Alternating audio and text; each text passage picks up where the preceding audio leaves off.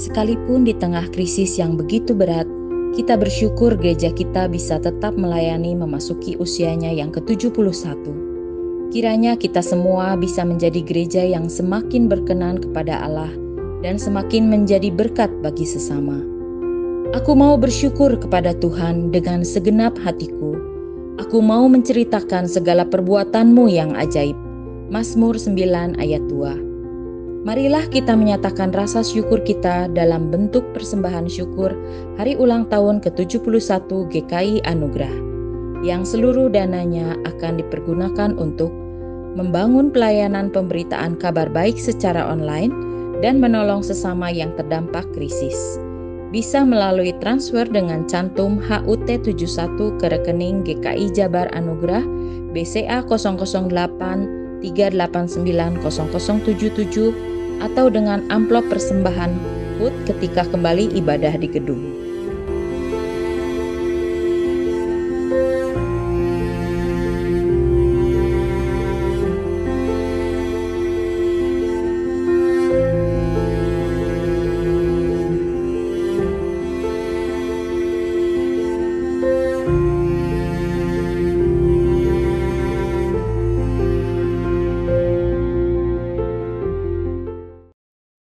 Shalom, Jemaat GKI Anugerah sekalian. Bersyukur sekali pagi hari ini kita boleh sama-sama beribadah di sini. Mari kita siapkan hati kita.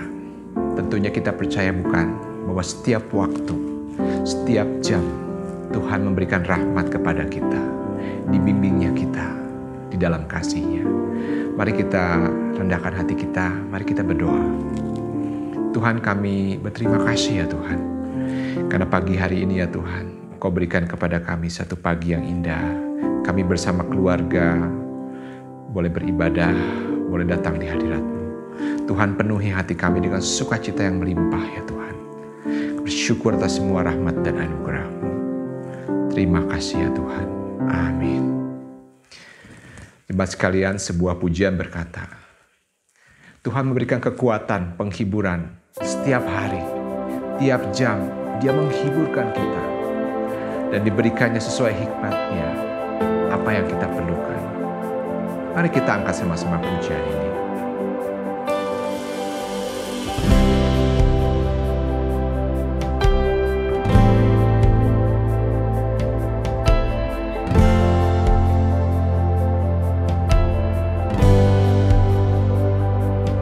Kekuatan serta penghiburan diberikan Tuhan padaku. Tiap hari aku dibimbingnya, tiap jam dihibur hatiku. Dan sesuai dengan hikmat Tuhan, diberikan apa yang perlu, suka dan derita bergantian, memperkuat imanku.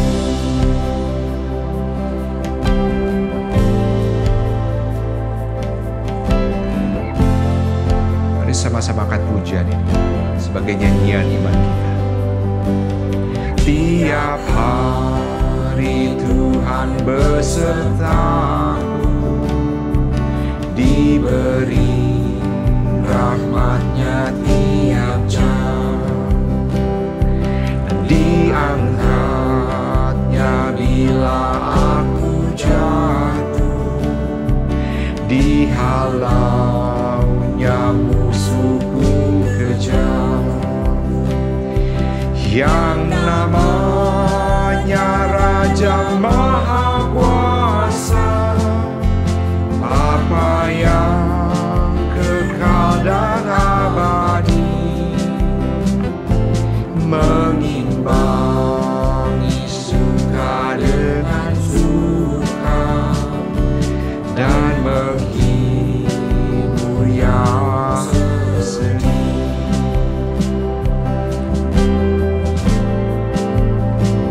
Tuhan memberikan kekuatan kepada kita, penghiburannya pada kita.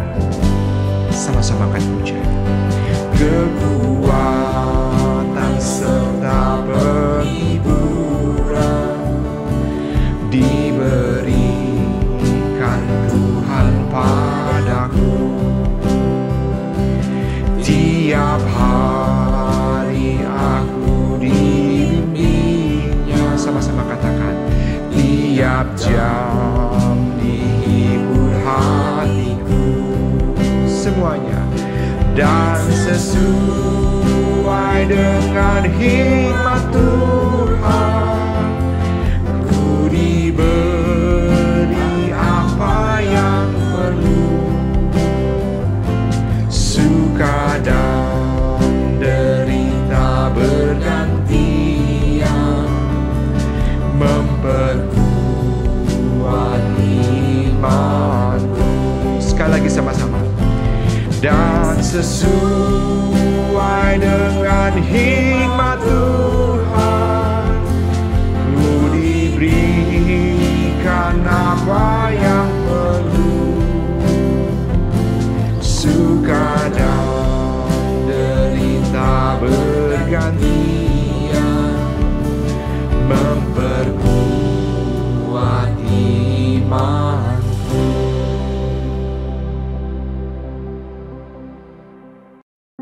Yesaya 41 ayat yang ke-10, demikian firman Tuhan berkata, "Janganlah takut, sebab aku menyertai engkau. Janganlah bimbang, sebab aku ini Allahmu. Aku akan meneguhkan, bahkan akan menolong engkau. Aku akan memegang engkau dengan tangan kananku yang membawa kemenangan."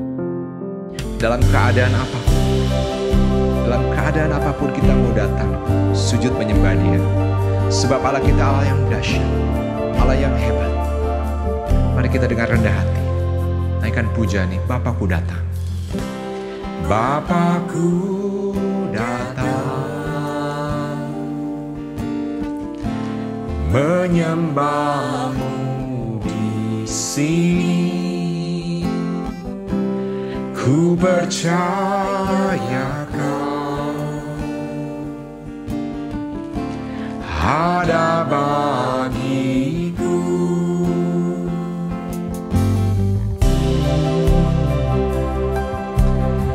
Biar kami datang Tuhan menyembah-Mu. Terima kasih Yesus. Bapakku datang, menyembah-Mu sini. Ku percaya Kau ada bagiku. Tak usah ku takut, sebab Kau sertaku. Tak usah ku bimbang, Kau di dalamku. Tak usah ku cemas, Kau penghiburku. Saat ku lemah, Kau kuatku. Ku nyanyi haleluya, ku nyanyi haleluya.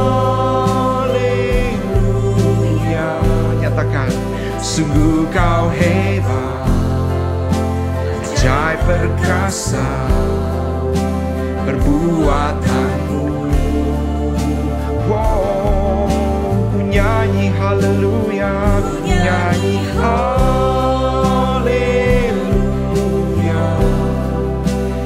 ku nyanyi haleluya. Sungguh Kau hebat, ajaib perkasa perbuatanmu. Di hidupku tak usah kita cemas, sebab Dia beserta dengan kita. Tak usah kita bimbang, sebab Dia hidup di dalam kita. Sama-sama akan pujiannya. Tak usah ku takut. Tak usah ku takut, sebab Engkau sertaku. Tak usah ku bimbang, Kau di dalamku. Tak usah ku cemas, Kau penghiburku. Saat ku lemah, Kau kuatku. Ku nyanyi haleluya. Angkat suaramu sama-sama. Ku nyanyi haleluya. Sungguh Kau hebat, ajaib perkasa perbuatanmu. Oh, ku nyanyi haleluya.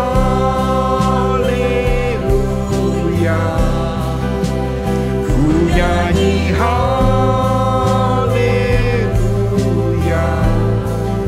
Sungguh Kau hebat, ajaib perkasa perbuatanmu.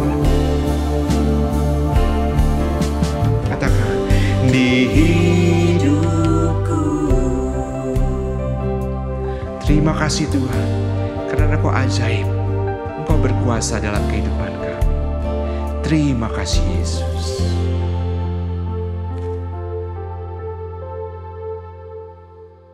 Kekasih-kekasih Tuhan, dimanapun Anda berada, selamat pagi.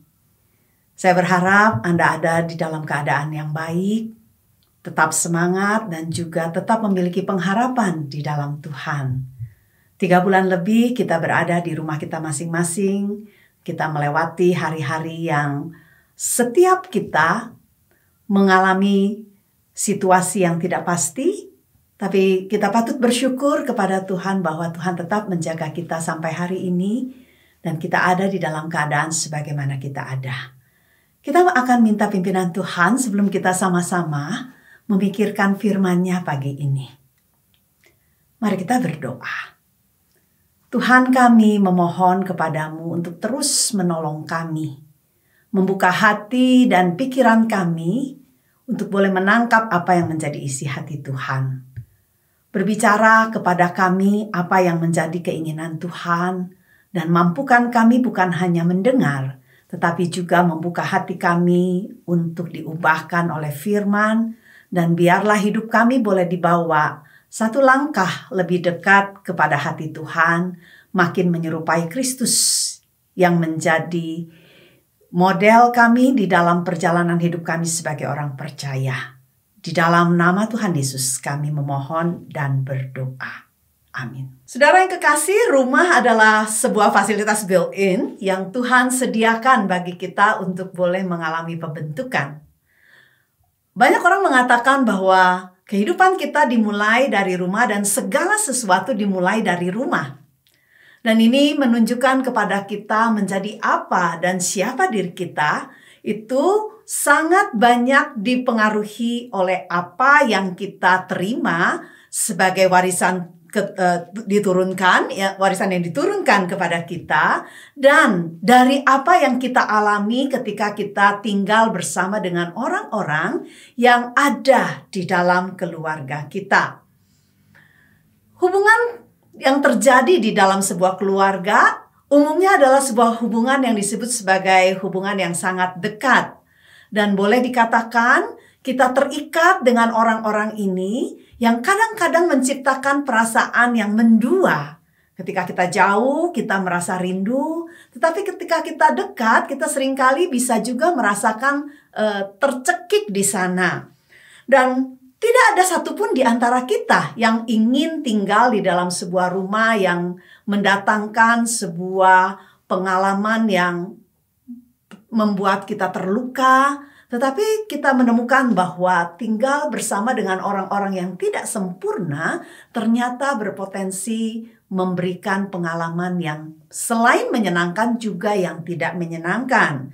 Kalau kita lihat apa yang sedang ramai viral di sosial media akhir-akhir ini, kita mendengar kisah tentang anak-anak kandung yang sedang tidak kompak dengan ibu kandung dan ayah sambungnya. Kita mendengar bagaimana pengalaman yang telah terjadi waktu lalu dan saat ini muncul di permukaan, dan kita melihat apa yang menjadi perang pesan di sosial media mulai melibatkan para psikolog, bahkan Dewan Kehormatan DPR ikut bicara di sana. Ketika kita berbicara tentang keluarga dari orang yang sedang ramai viral di sosial media ini, kita juga diingatkan bahwa ternyata pada kenyataannya tidak sedikit rumah tangga termasuk yang dimiliki oleh orang Kristen juga mengalami pengalaman-pengalaman yang mirip seperti itu. Ada banyak sekali keluarga yang dipenuhi oleh pertengkaran. Kita juga menemukan satu keluarga yang mengalami konflik yang berkepanjangan. Kita bisa melihat di dalam anggota keluarga saling menuntut, saling membenci. Kita menemukan satu kondisi hidup yang ada di dalam permusuhan yang berkepanjangan. Kita melihat juga bahwa di dalam keluarga yang seharusnya hadir kehangatan, hadir penerimaan, ternyata di sana tidak terjadi. Yang ada justru penolakan dan juga pengalaman yang sangat tidak menyenangkan dan negatif dialami oleh orang yang tinggal di dalamnya.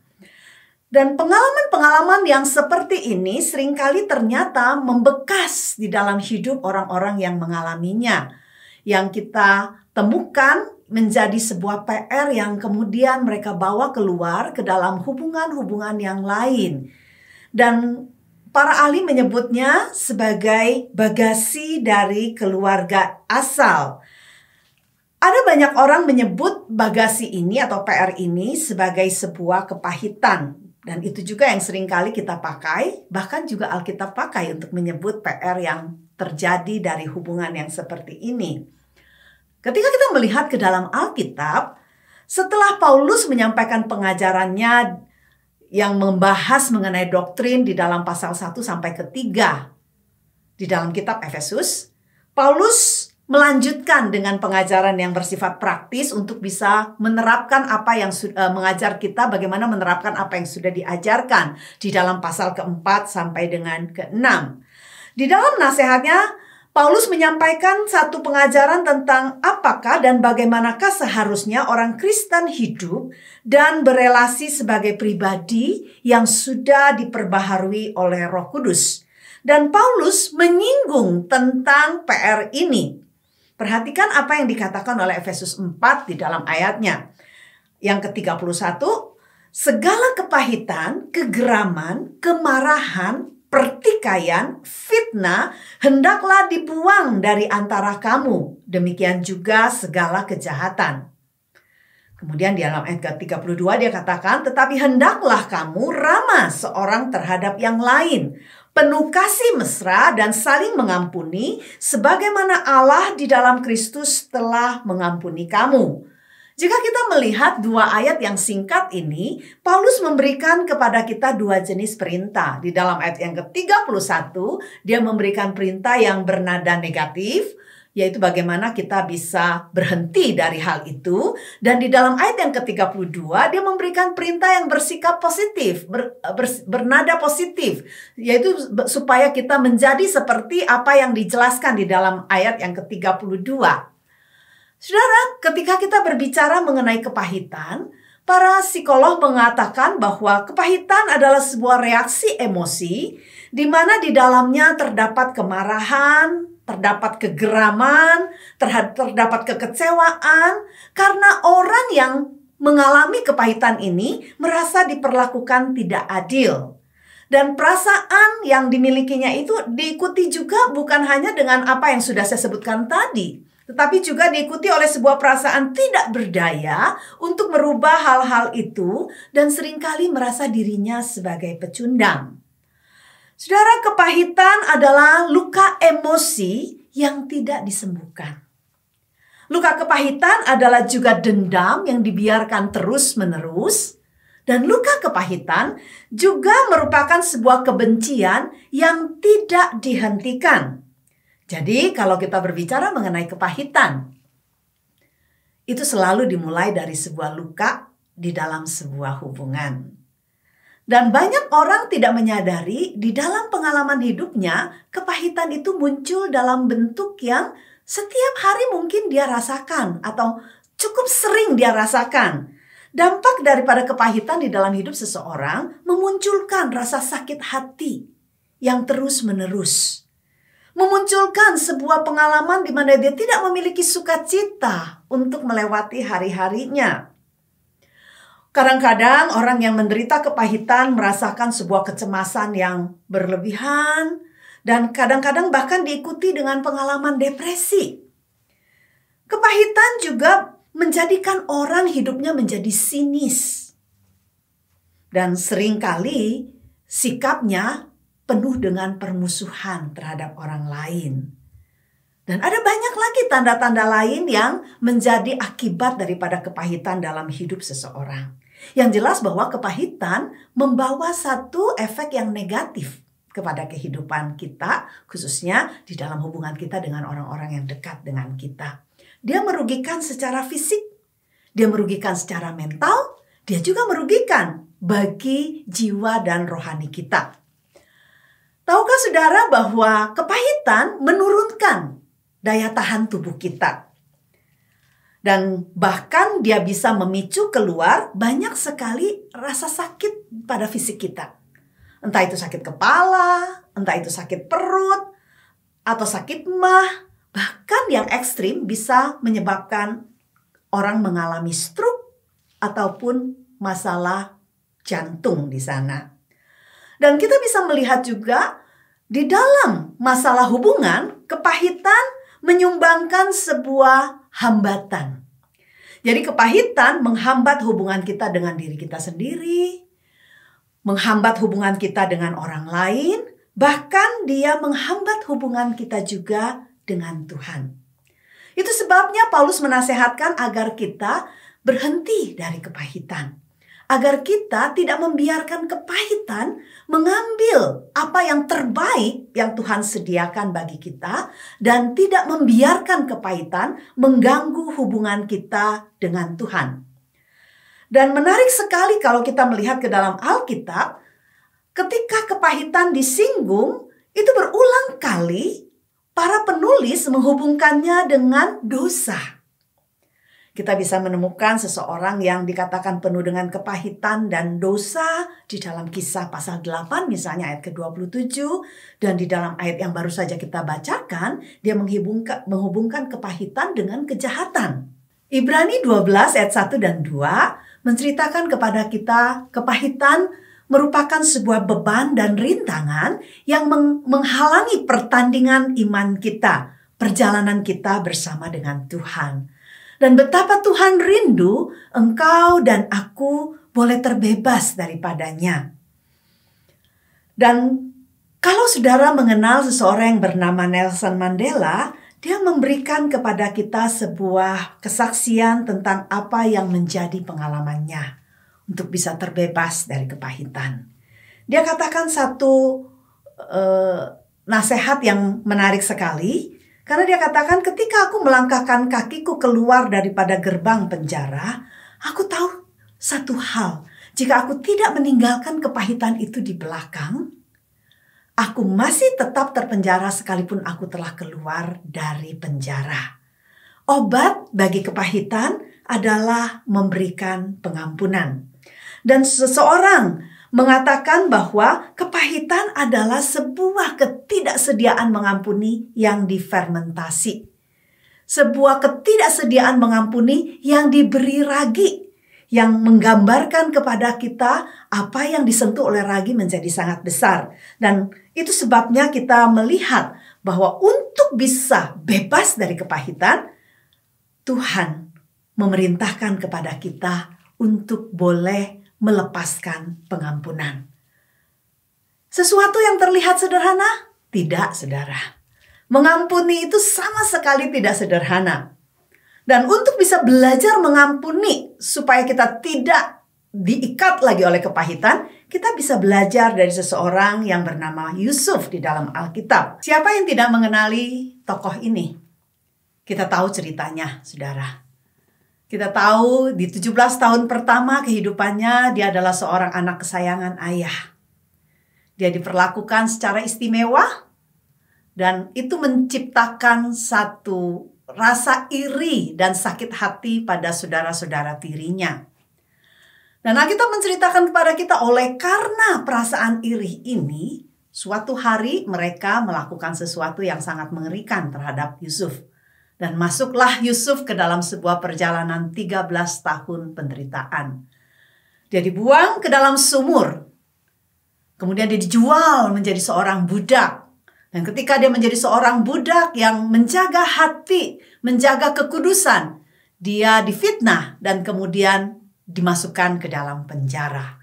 Dari lubang sumur menuju kepada lubang tutupan, 13 tahun adalah sekolah penderitaan yang dialami oleh seorang Yusuf yang dimulai dari sebuah perlakuan yang tidak adil dan mengerikan dan jahat dari kakak-kakak tirinya. Namun kita bisa melihat bagaimana Yusuf menjalani masa-masa di dalam penderitaan ini dengan satu sikap yang sangat luar biasa yang menjadi rahasia. Mengapa Yusuf tidak menjadi seseorang yang hidup di dalam kepahitan, padahal dia memiliki jutaan alasan untuk menjadi pahit. Pahit terhadap kehidupan, pahit terhadap saudara-saudaranya, pahit bahkan terhadap Tuhan. Tetapi Alkitab menceritakan kepada kita hal itu tidak terjadi. Dan kita mau lihat bagaimana caranya kita bisa melepaskan diri dari kepahitan dan bagaimana Yusuf menuntun kita kepada sebuah tindakan memberikan pengampunan yang menjadi obat dari kepahitan itu sendiri. Yang pertama, kita bisa melihat Yusuf di tengah segala situasi yang dia hadapi menunjukkan kepada kita langkah mencari Tuhan. Di dalam semua pengalaman dan situasi yang hadir di dalam hidupnya, dia terus mencari dan menemukan tangan Tuhan yang sedang berkarya membentuk hidup dia. Sehingga kita bisa menemukan bagaimana ketika dia mulai menafsirkan mimpi, dia mulai dibawa masuk ke dalam istana oleh Firaun. Di sana kita menemukan dia berkata kepada Firaun, bukan aku, melainkan Allah lah yang menyingkapkan tentang mimpi. Dan kita mulai menemukan di dalam kehidupannya, dia selalu mengatakan sekalipun kamu tetapi Allah. Bukan kamu tetapi Allah. Dan kita melihat di dalam setiap situasi kehidupannya, Yusuf mencari Tuhan di dalam apa yang sedang dia alami. Jadi yang pertama, dia mencari Tuhan. Yang kedua, Yusuf melekat kepada Tuhan. Saudara, ada seseorang yang bernama Elon Musk, seorang CEO daripada mobil listrik Tesla dan juga SpaceX. Baru-baru ini memberikan nama kepada anaknya dengan sangat unik sekali. Bersama dengan pasangannya Grimes, dia memberi nama anaknya dengan satu sebutan yang sangat sulit sekali untuk dilafal, XS-A12. Banyak orang merasa penasaran, apa sebenarnya makna daripada nama anaknya? X itu artinya tidak diketahui, dan IA itu bisa merupakan kepanjangan daripada artificial intelligence, kecerdasan artificial. Dan A12 adalah nama pesawat favorit pendahulu dari pesawat tempur favorit dari Elon, juga Grimes istrinya, yaitu pesawat SR-71.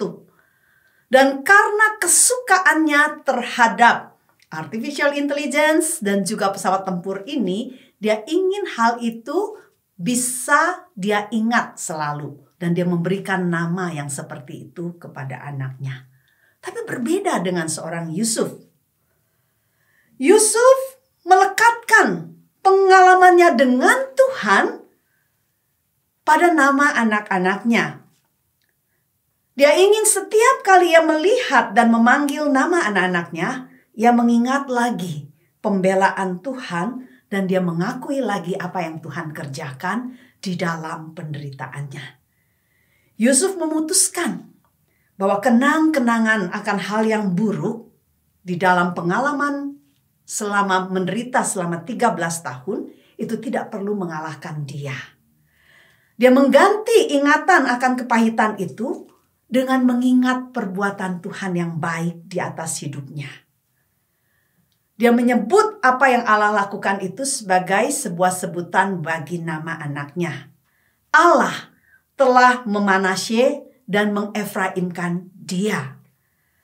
Kalau saudara melihat di dalam catatan Kejadian 41 ayat 51 dan ke-52, Manasye di dalam bahasa Ibrani berarti nasyah yang artinya melupakan.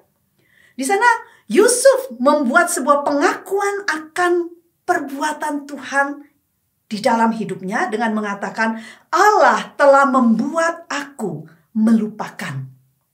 Ia membuang sengat-sengat dalam kenanganku. Itu arti dari kata Manasye. Sedangkan Efraim yang berarti 2 kali lebih makmur, Yusuf memberikan pengakuan kepada Allah dan dia katakan, Allah telah memberkati aku melebihi ukuran di tempat yang dahulu hanya membawa penderitaan bagiku. Yusuf melekat kepada Tuhan. Yusuf mengingat apa yang Tuhan kerjakan baginya di tengah pengalaman penderitaan yang panjang. Yusuf melekat kepada Tuhan. Itu hal yang kedua. Dan yang ketiga, Yusuf membiarkan Tuhan menjadi Tuhan. Let God be God di dalam bahasa Inggrisnya. Nah, saudara, ketika Yakub ayah mereka telah mati, saudara-saudara tirinya menjadi sangat ketakutan. Mereka berpikir, jangan-jangan Yusuf akan membalaskan dendamnya sekarang. Dan mereka menjual nama ayahnya. Mereka datang mengemis belas kasihan dan minta ampun kepada Yusuf. Tapi kita bisa melihat betapa agungnya hati seorang Yusuf. Di dalam pasal ke-50 ayat ke-19, Yusuf berkata demikian. Janganlah takut, sebab aku inikah pengganti Allah. Yusuf tidak ingin mengambil posisi Allah di dalam hubungannya dengan saudara-saudaranya yang jahat ini. Yusuf tidak bermain menjadi Allah.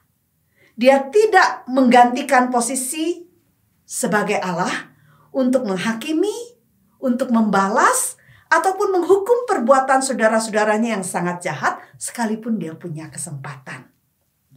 Dia menyerahkan kepada Tuhan apa yang telah dialaminya dan dia membiarkan Tuhan yang mengurus urusan ini. Bukankah Alkitab mengingatkan kepada kita di dalam Roma 12 ayat ke-19 bahwa penghakiman dan pembalasan adalah hak Allah. Saudara, kita melihat dengan mengalahkan kepahitan, Yusuf membawa sanak saudaranya mengalami Tuhan. Melalui kehidupannya, kita bisa melihat sebuah lukisan yang indah tentang anugerah Allah atas orang berdosa. Tidak ada hal lain yang paling diidamkan Tuhan bagi setiap kita orang pilihannya, selain semakin hari kita boleh semakin dirubahkan menjadi makin serupa dengan Kristus, anaknya yang tunggal. Seperti yang dikatakan di dalam Roma 8 ayatnya yang ke-29. Kembali lagi ke hal yang awal di dalam perenungan kita. Rumah adalah fasilitas built-in yang Tuhan sediakan untuk menjadi tempat pembentukan kita. Dan rumah pun dalam hal ini dijadikan Tuhan menjadi pusat pembentukan agar kita boleh dibentuk makin menjadi serupa dengan Kristus lewat apapun yang kita alami. Kita mau belajar bagaimana bisa memeriksa apa yang menjadi kepahitan kita. Dan kita mau melepaskan kepahitan ini dengan sebuah tindakan yang berani, yaitu melepaskan pengampunan. Dan kita mau belajar dari seorang Yusuf. Kita mau belajar mencari Tuhan di dalam setiap pengalaman yang tidak enak sekalipun. Kita mau belajar melekat kepada Tuhan dan benar-benar belajar menjadikan kehidupan kita suatu tempat untuk boleh mengalami Tuhan. Dan kita mau bukan hanya melekat kepada Tuhan, tapi kita mau menjadikan Tuhan sebagai Tuhan. Mari kita mencari Tuhan di dalam setiap pengalaman hidup yang tidak enak sekalipun. Mari kita melekat kepada Tuhan dan menjadikan pengalaman hidup yang terburuk sekalipun sebagai sebuah kesempatan untuk berjalan bersama dengan Dia. Mari kita memilih untuk tidak menggantikan posisi Tuhan di dalam hidup kita, sehingga ketika orang yang hidup bersama dengan kita atau orang yang kita jumpai telah mendatangkan luka yang begitu besar dalam hidup kita, kita tidak menahankan pengampunan. Kita mau menyerahkan semuanya itu kepada Tuhan dan membiarkan Tuhan yang membela kita. Mari saudara, kita mengambil saat teduh sejenak dan kita akan melakukan refleksi di hadapan Tuhan. Mungkin ada hal yang Tuhan bawa ke dalam ingatan saudara saat ini, tentang hal yang menjadi kepahitan di dalam hidupmu selama ini. Atau mungkin Tuhan mengingatkan ada hal yang engkau tidak sengaja lakukan, kau telah melukai hati baik anggota keluarga maupun seseorang yang Tuhan ingatkan kepadamu. Saya ingin engkau berdoa secara pribadi saat ini, mendengar apa yang Tuhan ingin engkau lakukan.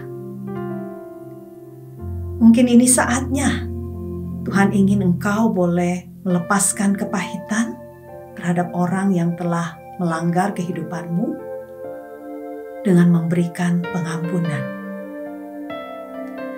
Atau mungkin kau perlu meminta ampun agar kau boleh mencabut kepahitan dari orang yang terluka oleh apa yang kau lakukan. Jika itu adalah anggota keluarga yang saat ini bersama denganmu, mungkin ini kesempatan bagimu untuk boleh memperbaiki apa yang telah menghambat hubungan selama ini. Sekalipun kau adalah orang tua, biarlah Tuhan boleh merendahkan hatimu. Ketika engkau melakukan satu kesalahan, engkau mau meminta maaf kepada anakmu.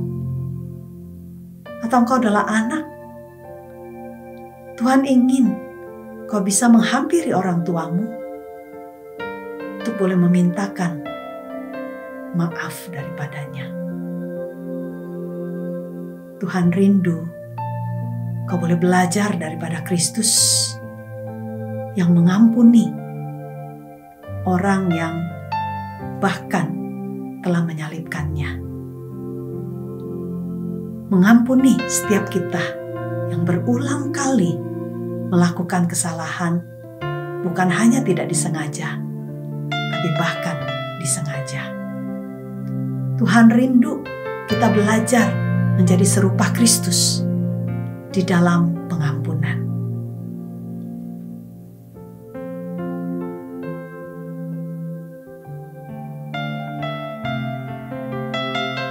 Kami datang kepadamu Tuhan, membawa diri kami.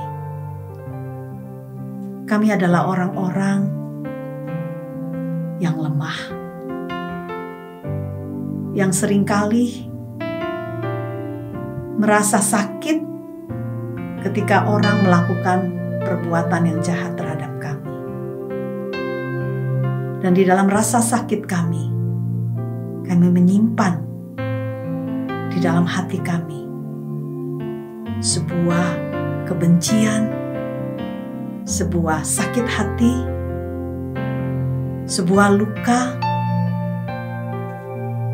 yang mencemari bukan hanya pikiran kami, tapi juga mengganggu hubungan kami dengan sesama, juga dengan Tuhan. Kami mau belajar seperti yang Kristus ajarkan kepada kami, agar kami boleh mengampuni orang yang bersalah kepada kami, sebagaimana Engkau mengampuni kami. Dan biarlah kami boleh menjadi orang yang mengampuni setiap hari, dan menjadi orang yang mencari pengampunan setiap hari ketika kami melakukan kesalahan. Jangan biarkan keangkuhan hati kami membuat kami kehilangan berkat Tuhan akan sebuah kehidupan yang damai, akan sebuah kehidupan yang berkelimpahan di dalam sukacita yang Tuhan sediakan bagi kami. Jika luka itu belum sanggup kami atasi, mari Tuhan kami memohon, balut setiap pengalaman yang telah begitu dalam memecahkan kepercayaan kami kepada orang lain. Balut hati kami yang retak dengan kasih yang memulihkan, supaya kami boleh merasakan kemurahan Tuhan, memulihkan hidup kami, memulihkan keluarga kami, membebaskan kami, dan memberikan kepada kami sukacita berjalan bersama dengan Tuhan dan hidup bersama dengan orang-orang yang Tuhan hadiahkan bagi kami di dalam keluarga. Dengar doa kami Tuhan, di dalam nama Tuhan Yesus kami memohon dan berdoa. Amin.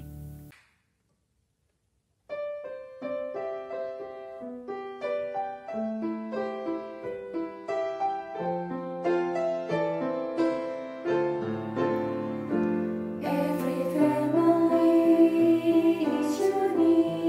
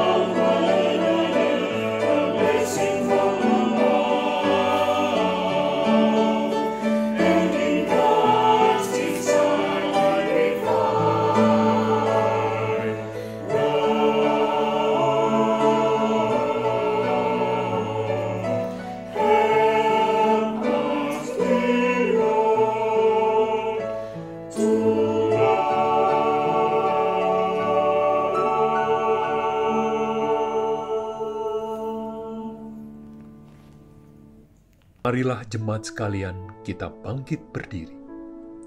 Bersama-sama kita akan menyatakan pengakuan iman rasuli dengan gereja di segala tempat dan abad. Menyatakan demikian, pengakuan iman rasuli.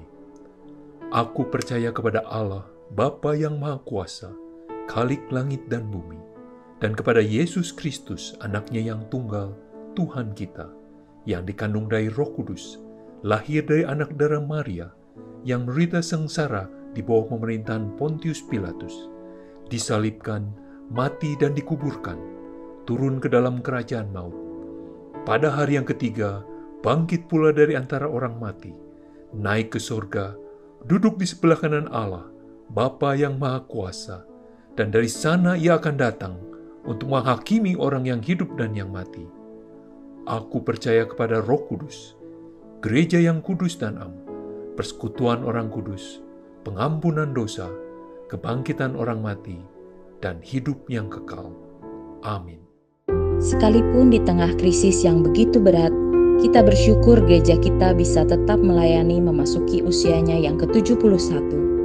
Kiranya kita semua bisa menjadi gereja yang semakin berkenan kepada Allah dan semakin menjadi berkat bagi sesama. Aku mau bersyukur kepada Tuhan dengan segenap hatiku. Aku mau menceritakan segala perbuatan-Mu yang ajaib.